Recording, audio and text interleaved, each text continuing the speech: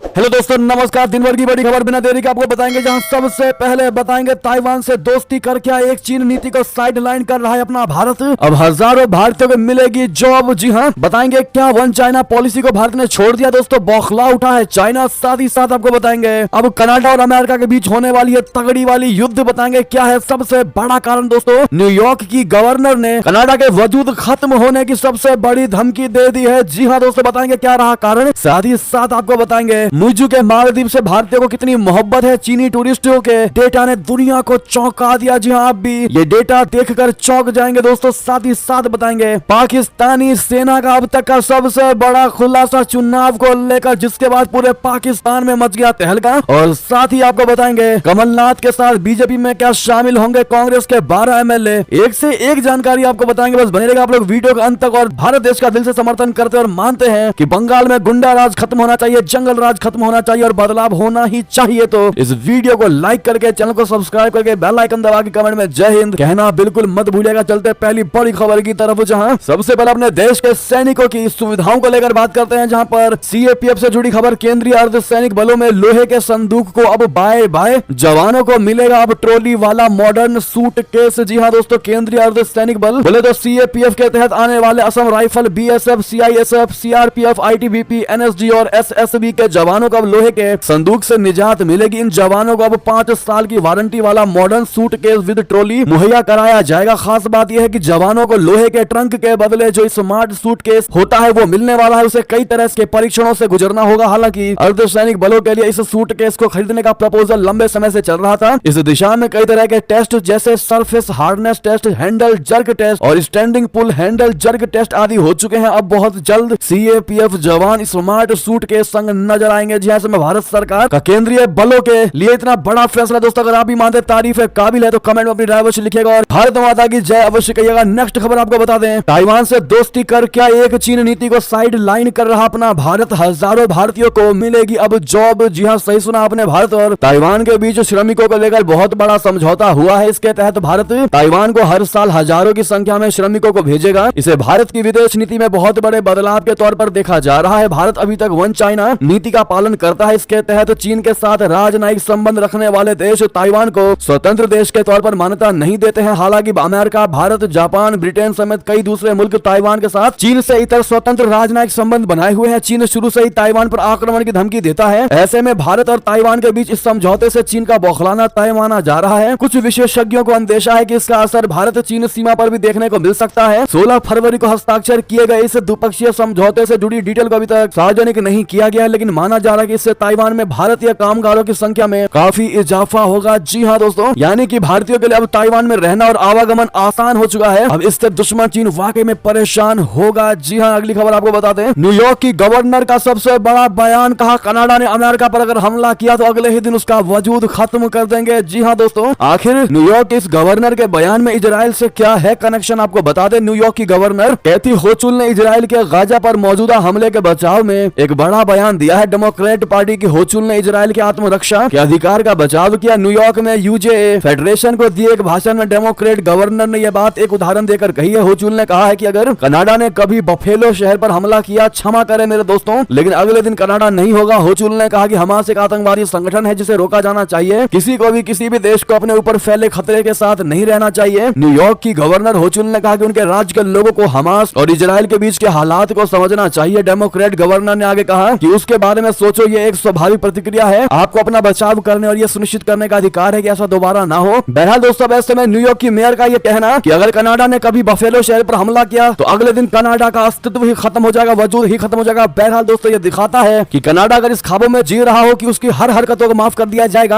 और अमेरिका उसका सपोर्ट करेगा, तो कनाडा ये भूल जाए। और जो वो भारत पर लगातार इल्जाम लगाता है खालिस्तानियों को लेकर, खास करके निज्जर की मौत के बाद से जो कनाडा और भारत के साथ रिश्ते बिगड़े हैं, वो भी कनाडाई पीएम जस्टिन ट्रूडो के द्वारा। ऐसे में इस बयान के बाद लगता है कि कनाडा को कुछ अकल जरूर आएगी। नेक्स्ट खबर आपको बता दें, जहां मुइज़ू के मालदीव से भारतीयों को कितनी मोहब्बत है। चीनी टूरिस्टों के इस डेटा ने दुनिया को चौंका कर रख दिया है। जी हां, मालदीव की नई सरकार भारत विरोधी रवैये से बाज नहीं आ रही। इसका असर भारत से मालदीव जाने वाले टूरिस्टों पर भी साफ दिखाई दे रहा है। ताजा डेटा के अनुसार साल 2024 में मालदीव पहुंचने वाले टूरिस्टों में सबसे बड़ी संख्या चीन की है। 13 फरवरी तक मालदीव पहुंचने वाले चीनी पर्यटकों की संख्या 40,892 है। इसी के साथ मालदीव पहुंचने वाले कुल टूरिस्टों में इनकी हिस्सेदारी 13.9% तक पहुंच गई है। तो वहीं 13 फरवरी तक मालदीव पहुंचने वाले टूरिस्टों में भारत 5वें स्थान पर पहुंच गया है। भारत से मालदीव पहुंचने वाले टूरिस्टों की कुल संख्या मात्र 20,903 है, जो कुल मार्केट शेयर का मात्र 7.1% ही है। जी हाँ दोस्तों, मालदीव के टूरिज्म डिपार्टमेंट ने जो आंकड़े जारी किए उनके अनुसार चीनी पर्यटक पहले स्थान पर काबिज हो चुके हैं, तो वहीं दूसरे स्थान पर रशिया का कब्जा हो चुका है। 2024 में मालदीव पहुंचने वाले रूसी पर्यटकों की कुल संख्या 28,973 है। इस साल के पहले 2 महीनों में मालदीव पहुंचने के मामले में इटली के पर्यटकों में जबरदस्त इजाफा देखने को मिला है। बाकी लिस्ट भी हमने स्क्रीन पर शेयर कर दिया है दोस्तों, आप देख ही पा रहे होंगे कि 13 फरवरी 2024 तक मालदीव पहुंचने वाले पर्यटकों की संख्या में 5वें नंबर पर अपना भारत है दोस्तों, और पहले नंबर पर चीन पहुंच चुका है। यानी कि ये सबसे बड़ा खुलासा हुआ है कि चाइना का जो एजेंडा था दोस्तों मालदीव को अपने अंदर करने का, वो सेट होता नजर आ रहा है, कामयाब होता नजर आ रहा है। बहरहाल मुइज़िज़ो ने जो भारत से पंगा लिया है दोस्तों, अगर आपको भी लगता है कि उसका खामियाजा भुगतना पड़ेगा तो अपनी राय अवश्य दीजिएगा। साथ ही साथ अगली खबर की बात करें, जहां पाकिस्तानी सेना ने नवाज को कहा था कि आप पीएम बन जाओ या बेटी को पंजाब का सीएम बनवा लो। पार्टी सूत्रों ने किया सबसे बड़ा खुलासा। जी हाँ दोस्तों, पाकिस्तान की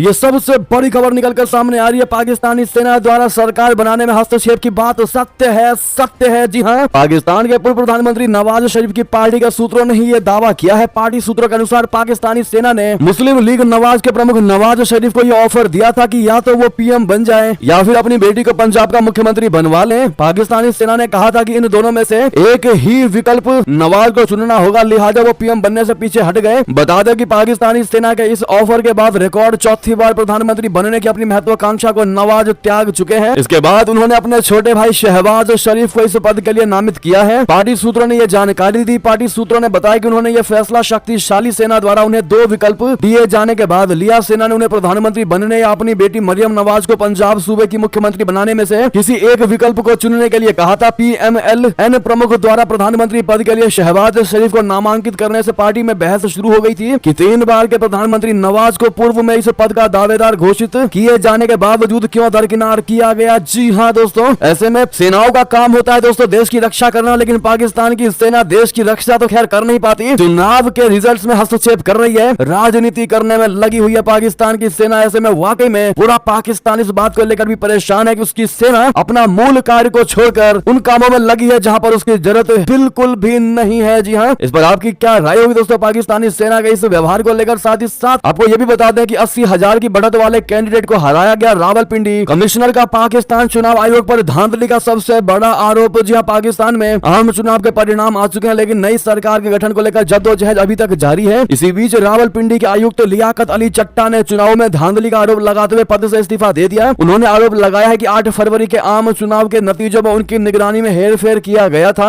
रावलपिंडी क्रिकेट स्टेडियम के बाहर पत्रकारों से बात करते हुए लियाकत अली ने कहा कि मैं इस सारे गलत काम की जिम्मेदारी ले रहा हूं। उन्होंने आरोप लगाया कि मुख्य चुनाव आयुक्त और सुप्रीम कोर्ट के एक शीर्ष न्यायाधीश भी इस धांधली में शामिल थे। उन्होंने कहा कि हमने ऐसे निर्दलीय कैंडिडेट जो 70 से 80 हजार वोटों से आगे चल रहे थे, उन्हें धांधली करवा के हरवा दिया। जी हाँ दोस्तों, वैसे में रावलपिंडी के इस कमिश्नर ने ये बयान देते हुए ये आरोप लगाते हुए अपने पद से इस्तीफा दे दिया। अगर इस्तीफा दिया है दोस्तों तो वाकई में इन्होंने जो बातें कही होंगी वो सच ही होंगी। चलते हैं और खबर की तरफ, जहां पाकिस्तान को एक और दोस्त ने दिया तगड़ा वाला धोखा। अजरबैजान ने राजदूत तैनात कर तालिबान से की दोस्ती देखते रह गए जनरल मुनीर। जी हाँ, पाकिस्तान के सेना प्रमुख जनरल असीम मुनीर के अरमानों पर अब एक और दोस्त देश ने पानी फेर दिया है। चीन के बाद अब अजरबैजान ने भी तालिबान के साथ दोस्ती कर ली है और अपने पूर्णकालिक राजदूत को काबुल में नियुक्त किया है। अजरबैजान के अफगानिस्तान में राजदूत इल्हाम मम्मादोव ने तालिबानी विदेश मंत्री आमिर खान मुत्ताकी के साथ औपचारिक मुलाकात की और उन्हें अपने विदेश मंत्रालय का पत्र सौंपा है। इस पत्र में अजरबैजान ने कहा है कि वो काबुल में अपना दूतावास खोल रहा है। इससे पहले चीन के राष्ट्रपति शी जिनपिंग ने तालिबानी राजदूत की नियुक्ति को स्वीकार किया था। इन दोनों ही देशों के कदम से पाकिस्तान को करारा झटका लगा है, जो तालिबान को ब्लैकमेल करने की कोशिश में जुटा हुआ था। तालिबान और अजरबैजान के बीच रिश्ते मजबूत करने पर बातचीत हुई है। तालिबान ने अजरबैजान के दूतावास खोलने और राजदूत को नियुक्त करने को बहुत बड़ी उपलब्धि बताया है और दोनों देशों के बीच दोस्ती का संकेत करार दिया है। नेक्स्ट खबर आपको बता दें, यूनाइटेड नेशन चीफ ने खोली पोल। अफगानिस्तान में तालिबान राज के बाद आतंकी समूहों को मिली बहुत बड़ी अधिक आजादी। जी हाँ, संयुक्त राष्ट्र प्रमुख एंटोनियो गुतारेस की एक रिपोर्ट के अनुसार हाल में इस बात के कोई संकेत नहीं है कि 2021 में अफगानिस्तान में सत्ता पर कब्जा करने वाले तालिबान ने युद्धग्रस्त देश में विदेशी आतंकवादी लड़ाकों की गतिविधियों को सीमित करने के लिए कदम उठाए हैं। रिपोर्ट में सदस्य देशों की चिंता भी व्यक्त की गई है कि तालिबान शासित अफगानिस्तान में आतंकवादी समूहों को हाल के समय में किसी भी समय की तुलना में अधिक आजादी प्राप्त है। विशेष रूप से खतरनाक खतरनाक ISIL के आतंकवादी समूह की ताकत में बढ़ोतरी को ध्यान में रखा गया है। नेक्स्ट खबर बता दें, चीन नेपाल संबंधों में कांटा कैसे बना पोखरा हवाई अड्डा, श्रीलंका के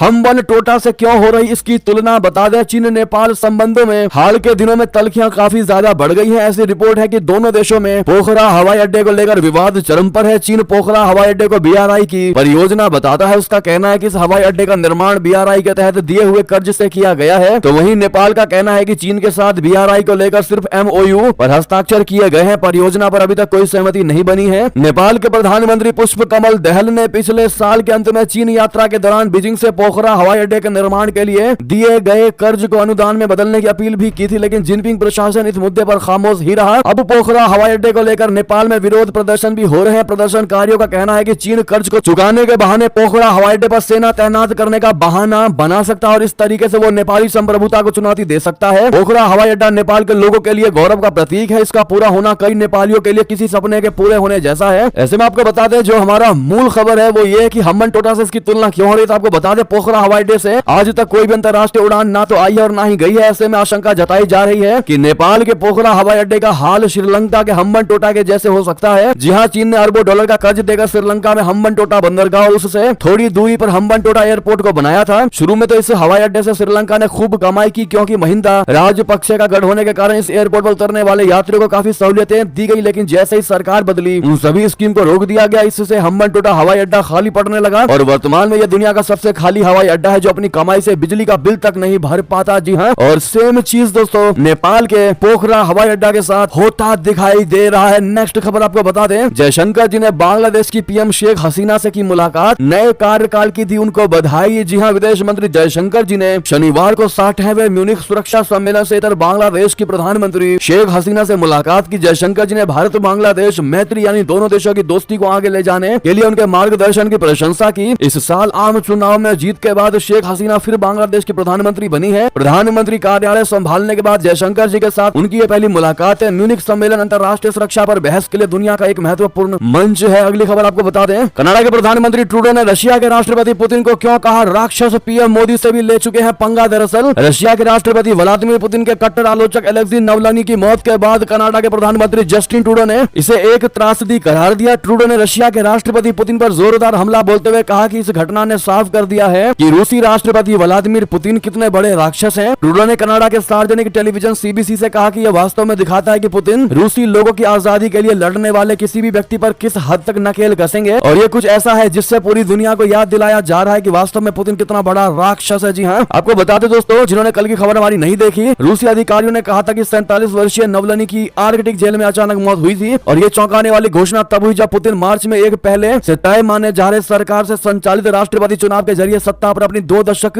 की पकड़ बढ़ाने की तैयारी कर रहे हैं। अब ऐसे में दोस्तों व्लादिमीर पुतिन को जस्टिन ट्रूडो ने एक राक्षस बताया है। बहरहाल इस पर आपका क्या टेक होगा बताएगा जरूर। अगली और बड़ी खबर की बात करें, जहां पर पाकिस्तान के बलूचिस्तान में बंद सड़कें और भारी लोड शेडिंग को लेकर विरोध प्रदर्शन। जी हां, पाकिस्तान के बलूचिस्तान में खारन और पसनी इलाकों में प्रमुख सड़कें बंद होने और अघोषित लोड शेडिंग के कारण शुक्रवार को जनता ने बड़े पैमाने पर विरोध प्रदर्शन किया। जनता के भारी विरोध के अलावा जोशान क्षेत्र से संबंधित निवासी और छात्रों ने भी उपायुक्त मुनीर अहमद सुमरो को एक पत्र लिखा, जिसमें सुरक्षा कारणों से चुनाव के दौरान बंद की गई सड़कों को फिर से खोलने की डिमांड की गई है। जनता की मांग है कि सार्वजनिक क्षेत्रों की सड़कें खोली जाएं, क्योंकि बंद होने के कारण नागरिकों को भारी कठिनाइयों का सामना करना पड़ रहा है। तो वहीं रिपोर्ट में यह भी कहा गया है कि घोषित बिजली कटौती को लेकर क्वेटा इलेक्ट्रिक सप्लाई कंपनी के खिलाफ पांसी इलाके में भी ऐसा ही विरोध देखा गया है। प्रदर्शनकारियों के हवाले से यह खबर भी सामने आई है कि रोजाना लगभग 12 से 18 घंटे बिजली कटौती का सामना करना पड़ रहा है। जी हां दोस्तों, अगली खबर बता दें, हुती विद्रोहियों ने किया ब्रिटिश तेल टैंकर पर हमला। कच्चा तेल लेकर भारत के रास्ते पर था जहाज। जी हां, यमन स्थित सशस्त्र विद्रोहियों के एक समूह हुती ने एक बार फिर एक ब्रिटिश तेल टैंकर पर हमला किया है। यह समूह गाजा में हमास के खिलाफ इजराइल के युद्ध के बीच ऐसे कई हमले कर चुका है। एक बार फिर इसने एक ब्रिटिश तेल टैंकर पर हमले की जिम्मेदारी ली है। अल जजीरा के अनुसार ये एक मिसाइल हमला था। संयुक्त राज्य अमेरिका के अनुसार पनामा के झंडे वाला ये टैंकर कच्चा तेल लेकर भारत जा रहा था, जिस पर लाल सागर में मिसाइलों से हमला किया गया। अल जजीरा की रिपोर्ट के अनुसार समूह के सैन्य प्रवक्ता यंदा सारी ने शनिवार को एक टेलीविजन बयान में इसकी जानकारी दी। नेक्स्ट खबर आपको बता दें, यूक्रेन ने अब तक का सबसे बड़ा दावा किया है कि सेना ने मार गिराए 3 रूसी सुखोई लड़ाकू विमान। जी हां दोस्तों, रशिया और यूक्रेन के बीच जारी युद्ध रुकने का नाम नहीं ले रहा है। दोनों देश लगातार एक दूसरे के ऊपर हमला कर रहे हैं। इस बीच यूक्रेन के वायुसेना प्रमुख का बहुत बड़ा बयान सामने आया है। उनका कहना है कि यूक्रेनी बलों ने शनिवार यानी 17 फरवरी 2024 को पूर्वी यूक्रेन के हवाई क्षेत्र में 3 रूसी विमानों को मार गिराया है। यूक्रेनी वायुसेना के कमांडर माइकोला ओलेशचुक ने अपने टेलीग्राम चैनल के माध्यम से कहा कि 17 फरवरी 2024 की सुबह पूर्वी सेक्टर में यूक्रेन के सशस्त्र बलों की एक वायुसेना इकाई ने 3 दुश्मन विमानों को नष्ट कर दिया है। इसी बीच दोस्तों रशिया की तरफ से भी बड़ा जानकारी निकलकर सामने आई है, जहां पर रशिया यूक्रेन युद्ध के मैदान से बड़ी खबर। रूसी सेना ने किया जेलेंस्की के एक और शहर पर कब्जा, पूरे यूरोप के लिए सबसे बड़ा झटका। जी हाँ, रशिया यूक्रेन युद्ध के मैदान में इस वक्त की सबसे बड़ी खबर सामने आ रही है। युद्ध के 2 वर्ष पूरे होने से पहले रूसी सेना ने यूक्रेन एक और शहर पर कब्जा कर लिया है। यूक्रेन ने अब दिवका से अपनी सेना को पीछे हटा लिया है। जी हाँ, नेक्स्ट खबर बता दें, भारत के लिए म्यांमार से आई बड़ी खुशखबरी। विद्रोहियों की अराकान सेना ने अरबों के ड्रीम प्रोजेक्ट पर कर दिया बड़ा ऐलान। जी हाँ, म्यांमार के विद्रोही गुट अराकान आर्मी ने भारत को भरोसा दिया है कि पलेतवा शहर में चल रहा काला दान multi modal transit transport project जारी रहेगा। आर्मी ने कहा कि भारत से हमें कोई समस्या नहीं है, प्रोजेक्ट साइट सुरक्षित है और जल्द ही इस पर काम शुरू हो जाएगा। हाल ही में अराकान आर्मी ने पतेलवा शहर को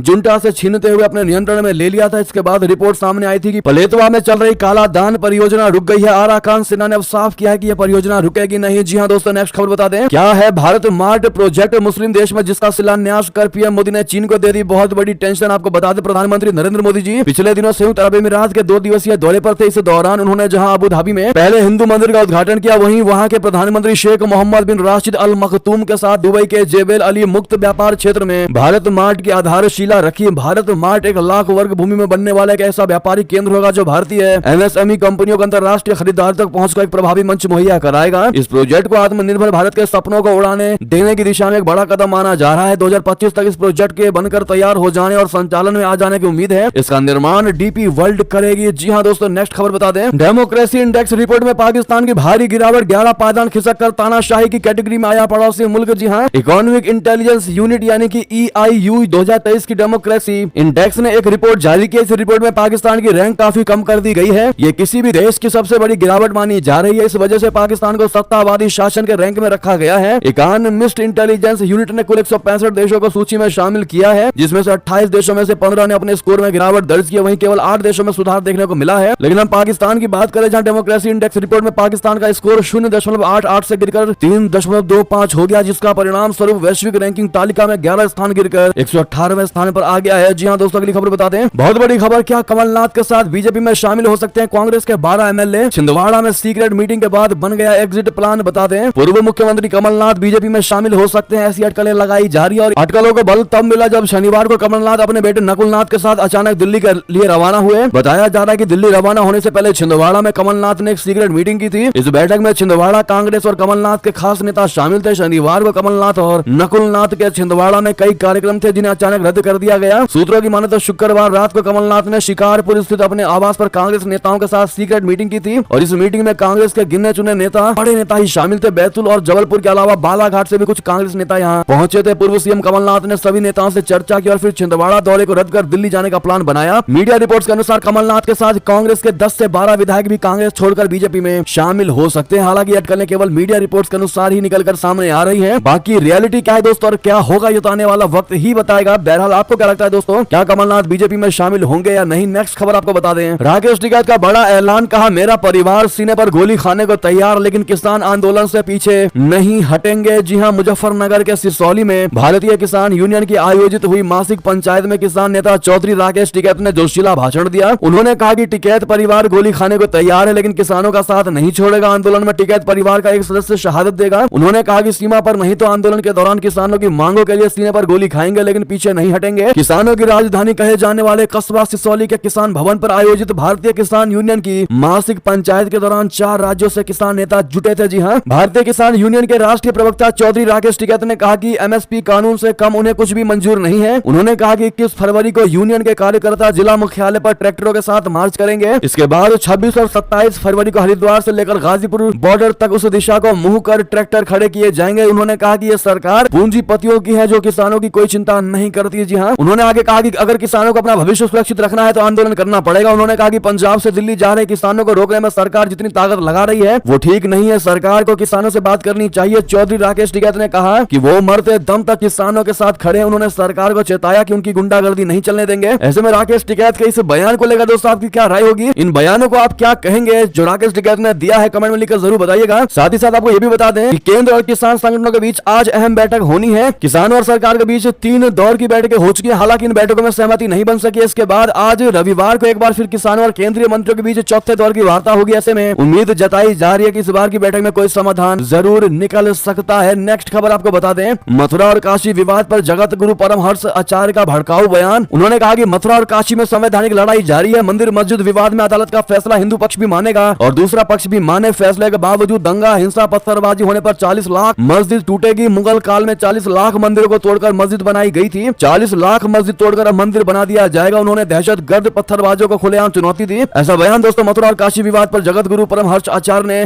दिया है। इस पर आपकी जो भी राय हो कमेंट में लिखकर अवश्य बताएगा। नेक्स्ट खबर बता दें, 370 सीटों पर जीत आंकड़ा नहीं, श्यामा प्रसाद मुखर्जी को सच्ची श्रद्धांजलि। पीएम मोदी का बड़ा बयान। बता दें, प्रधानमंत्री नरेंद्र मोदी जी ने भारतीय जनता पार्टी के कार्यकर्ताओं से आने वाले लोकसभा चुनाव में 370 सीट जीतने के लिए जी जान से जुट जाने को कहा। पीएम मोदी ने कहा कि यह लक्ष्य डॉक्टर श्यामा प्रसाद मुखर्जी को सच्ची श्रद्धांजलि होगी। प्रधानमंत्री ने यह बात यहां भारत मंडपम में राष्ट्रीय परिषद की बैठक से पहले हुई भाजपा के राष्ट्रीय पदाधिकारियों की बैठक को संबोधित करते हुए कही। जी हां, नेक्स्ट खबर बता दें, भारत जोड़ो न्याय यात्रा से ब्रेक लेकर वायनाड निकले राहुल गांधी। क्या है कारण? दरअसल हाथी के हमले में एक व्यक्ति की मौत की खबर के बाद कांग्रेसी नेता राहुल गांधी न्याय यात्रा से ब्रेक लेकर अपने संसदीय क्षेत्र वायनाड रवाना हो गए। कांग्रेस की ओर से बताया गया कि राहुल गांधी रविवार की दोपहर उत्तर प्रदेश के प्रयागराज से अपनी भारत जोड़ो न्याय यात्रा फिर शुरू करेंगे। जी हां, नेक्स्ट खबर बता दें, रामलला के दर्शन कर बोले सुब्रमण्यम स्वामी बीजेपी जरूर जीतेगी। तो लोगों ने कहा एक बार थैंक यू मोदी तो बोल दीजिए। जी हां दोस्तों, अयोध्या में भव्य राम मंदिर के उद्घाटन के 26वें दिन बाद बीजेपी के पूर्व राज्यसभा सांसद और कद्दावर नेता सुब्रमण्यम स्वामी ने भगवान रामलला के दर्शन किए। शनिवार को वो अयोध्या पहुंचे। रामनगरी में उनका स्वागत विश्व हिंदू परिषद के महासचिव और मंदिर निर्माण समिति के प्रमुख पदाधिकारी संपत राय ने किया। यहाँ पहुंचकर सुब्रमण्यम स्वामी ने रामलला की पूजा अर्चना की। जी हां, जिसके बाद उन्होंने कहा कि बीजेपी जरूर जीतेगी। जी हां दोस्तों, साथ ही साथ आपको अंतिम खबर बता दें, जहां दिल्ली में मौसम को लेकर सबसे बड़ा अपडेट, आज छाए रहेंगे बादल, आंधी बारिश का भी है अलर्ट। जी हां, ऐसे में ये थी की सारी बड़ी खबरें। आपको हमारी खबर कैसी लगी? आशा करता हूं बहुत अच्छी लगी होगी। अगर थोड़ी भी अच्छी लगी तो इस वीडियो को दोस्तों, भाइयों में, साथियों में, रिश्तेदारों में शेयर अवश्य कर दीजिएगा और अभी कर दीजिए इस वीडियो को लाइक, चैनल कर दीजिए सब्सक्राइब, बेल आइकन दबाइए, साथ ही कमेंट बॉक्स में लिख दीजिएगा जय हिंद जय भारत। और यहाँ तक बने रहने के लिए आप सभी का बहुत बहुत धन्यवाद।